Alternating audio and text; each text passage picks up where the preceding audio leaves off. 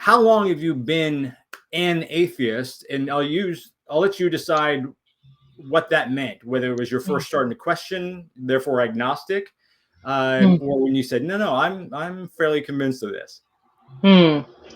Yeah, I think you kind of alluded to the fact that it's sometimes not this like, there's not like you wake up one day and you're like, oh, well, I'm atheist now.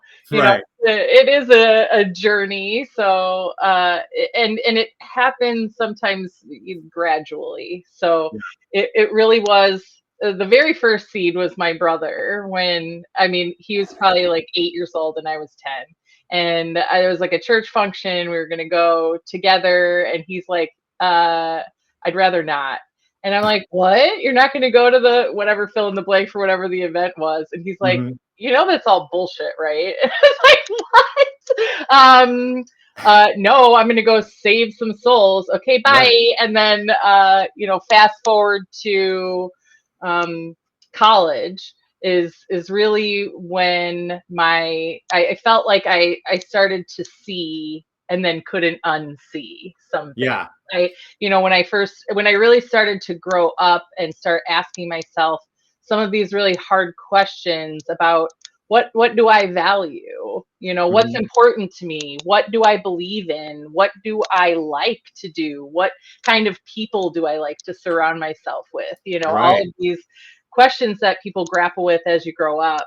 But yeah, it was a philosophy class as a freshman.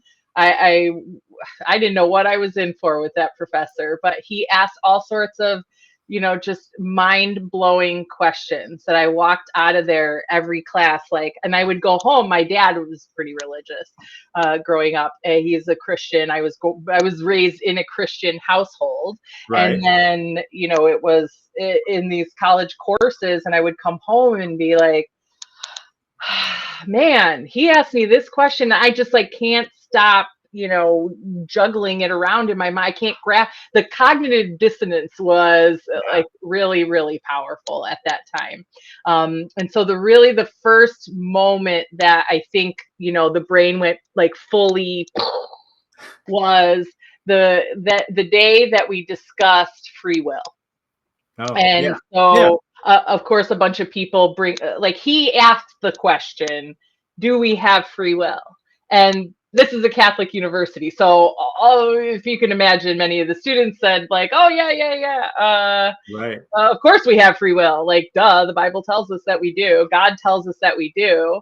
And that at that moment was the only thing that ever, existed in my consciousness. Right. Because that's what I was taught growing up. And so listening to the conversation that, kind of came up in the room of people basically regurgitating, I think, a lot of what we learn in Sunday school or whatever. And then, but he said, also, do you think, because, if the Bible is true, then the world is also predetermined. The end of the world is also predetermined. Right. Yeah. And so Armageddon has already been planned and the outcome is decided. So how can we have both free will to choose our own path and yet at the same time have the path already decided? So God created us. He knows us. He made us the way that we are. He knows how things will end. He made it that way. And also we have the choice to make that different. But how do we make it different than God intended it to be or made it to be? Right. And so I couldn't wrap my head around that. And so that was really the beginning of the end for me was. That free will has always been a little bit of a sticky issue with me as well, because like you said, if it's all predetermined, and we see that from our believer friends and just for all of you that are watching, we're not anti-Christian because we're living in the United States. I mean, everyone we know is Christian for the most part. Our families and stuff like that. It's the dominant culture. It's the dominant culture. You are or not. It's It would be silly to be anti, because I'd be anti the rest of the world. I would have no friends. No. The atheist group.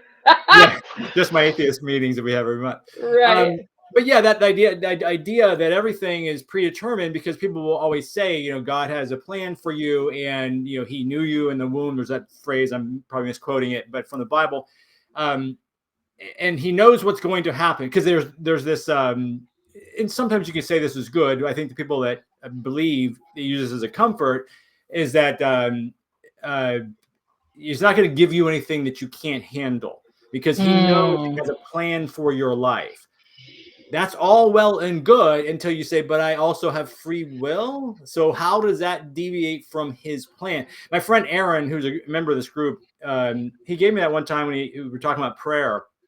And he said, the funny thing about prayer is you're asking God to change all of his plans based on your particular whim of the day. And he's perfect, isn't he? Perfect plan. Right. And you're like, but by the way, perfect. He's I need this job over here, not there. God, if you're listening, could you go ahead and screw everything up you had planned? You saw this going on over here. Right. Like you are powerful enough to see what I do naked. And I'm just not sure if, like, are you paying attention to this struggle that I'm having here? And could you possibly help with these starving children, or the wildfires that are burning out of control, or this earthquake that destroyed and killed 5,000 people, or it's just. I know you're busy with all that. Right. This job has 3 weeks vacation. I don't know if you knew that. So that's the one I really want. So, and I'm being flippant about it, but it was when Aaron put it in the context, like, okay, that's a good point about, and it's the same thing with the free will. I'm asking for this all-knowing, all-seeing creator to make a tweak based on whatever I've decided. Now, there's another philosophical thing where there is no free, even if outside of religion, there's another philosophy that you have no free will anything, because everything you're going to do is predetermined by everything you've ever done. You know what I mean? Because any step I make next is based on every piece of input I've ever had, and it's almost, I have no ability to change where I'm going. I think I do, but I don't. That's a different philosophy, and there's a name for it. I can't remember it, but yeah. So, okay. Now, let me ask you, you mentioned one thing. I don't want to get too deep into it, but I'm just curious. Your brother gave you that. Was he your older brother? He was only 8 and you were little? He's my younger brother, actually. Wow. So your little brother. So is he an atheist today? He is. Oh, yeah. Okay. Like, no question. I've met him once. That's right. So, yeah, he's definitely, he has a very kind of dry and also flippant sense of humor as well. And so for example, he just, like, we'll talk about, like, hey, what are you doing for Easter? And he's like, oh, I don't know why I should celebrate the fact that we, like, that the state murdered somebody. And, like, he'll just say things like, so, he just cuts right to the heart. And so, I think it's helped me in some ways feel a little less crazy for just even questioning some of the things, like, once I started. However, at the beginning of my journey in college, like, that kind of part of my atheism coming to Jesus moment with my atheism, my brother was in the military. He was in the service, and he was in Kuwait. He was, like, gone for periods of time.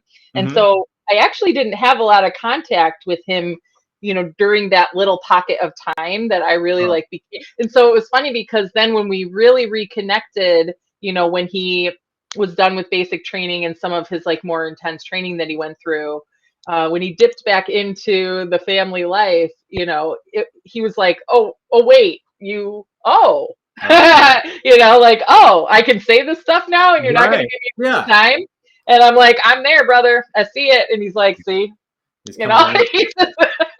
So were you went to Catholic University? I always kind of use this term because I think of myself, I grew up what I call casual Christian. Like, I went to church on Sundays, and, we would pray at, like, big sort of family events, like an Easter or whatever. But I was raised Episcopal, which is a pretty casual religion, versus where I grew up in Florida. Later, when we moved to Florida, it's a lot of Southern Baptist, which is a little more strict. It's not the right word. I don't mean to use it that way, but they're much more. It's much more involved. It's more forward, than we were as Episcopal. The expectations on you are higher to act and do certain. So things. were you the same? I mean, how strong, I guess is a good word, how strong was your Christianity and your involvement? Even though you went to a Catholic university, a lot of kids go to Catholic school, and it's just because that's a good, cheap, or not cheap, it's a good school that's not public, right? Yeah. Or was yours more of a philosophical, like, no, I'm really, really interested in being. For me, it was like out of necessity. It was close by. So I grew up in the suburbs of Chicago. So it was in like the Woodridge and Bolingbrook area. And I went to Lewis University. It's a LaSallian Catholic university in like Romeoville. So pretty just really close. And so out of necessity, I knew I had to go to college in order to get out of like the really poor economic situation that I was in with my nuclear family. However, it was, they offered me a scholarship.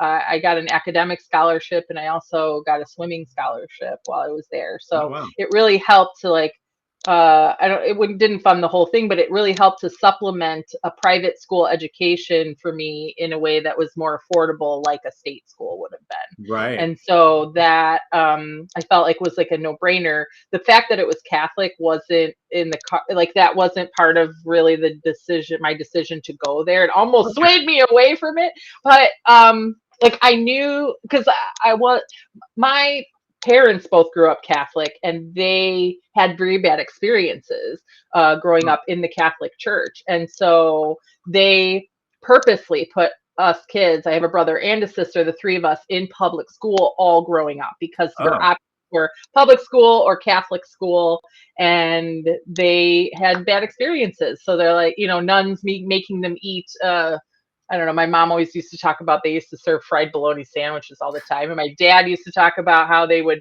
hit them with rulers and force them to line up for confession. And he's like, oh, yeah, it's anonymous. Yeah, right. He's like, they line us up by class in alphabetical order. That shit ain't anonymous. Like, you can't fool me for a second. So when I chose where to go to school, my dad said to me, like, I purposely avoided Catholic school your whole fucking life, and now the one time that you get a chance to choose what school you go to a fucking Catholic school. And then that's ironically where I became an atheist, which is also so funny. That is ironic. I do wonder how many people, well, we say this within sort of atheist community, that the surest way to be an atheist is to start reading the Bible. You know what I mean? So it's curious that this professor at a religious university is the one that really sparked you to turn the other way. I mean, it's not an uncommon story for a lot of us. It's a lot of us, a priest or a minister or someone said something, and we're like, wait, I don't think that makes sense. And then it's just like a waterfall of questions, right? Yeah. I mean, it's kind of like, and he challenged us on so many other issues too. We didn't just talk about religion in that class. Like, it was such a gripping class for so many reasons. We would talk about, for example, like feminism. He brought up one day, like, do you feel like you have equal rights and equal opportunity as a woman? And I was kind of like, I guess. Like, I didn't know how to answer that question. Yeah, as a kid. I never really thought about it. Like, my parents very purposely tried to steer certain things. Like, we all took out the trash, and we all did the dishes, and we all helped with, the domestic in the house. And like, they tried to reduce those kinds of like gender expectations and labels on us. However, it shows up everywhere in society, and especially in the church, where like all the elders are all men, and usually white men, to be honest. And so, it was, I don't know.